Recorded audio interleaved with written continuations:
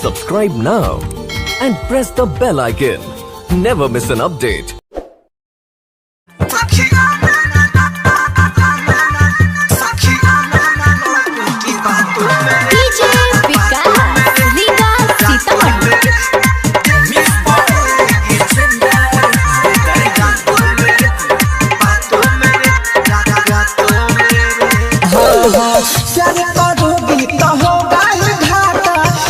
होगा सूट सलवार दुपट्टा सलवार दुपट्टा सलवार दुपट्टा क्या करोगी तो होगा ही घाटा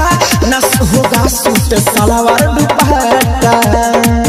उसके लेनी पड़ेगी हाथों मेरे कि सखी आना ना लड़कों की बातों मेरे वरना देनी पड़ेगी रातों मेरे सखी आना ना लड़कों की बातों मेरे वरना देनी पड़ेगी रातों मेरे। डीजे विकास रीगा सीतामढ़ी सखी आना ना लड़कों की बातों मेरे बातों मेरे रातों मेरे देनी पड़ेगी रातों मेरे बातों मेरे रातों मेरे।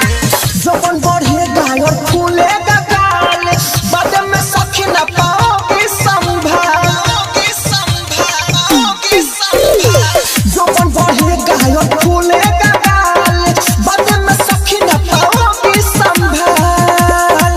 कि जवानिया डालेगा फिर खातों मेरे कि सखी आना ना लड़कों की बातों मेरे वरना देनी पड़ेगी रातों मेरे सखी आना ना लड़कों की बातों मेरे वरना देनी पड़ेगी रातों मेरे। डीजे विकास रीगा सीतामढ़ी सखी आना ना लड़कों की बातों मेरे बातों मेरे रातों मेरे देनी पड़ेगी रातों मेरे सोनिया डिजिटल रिकॉर्डिंग स्टूडियो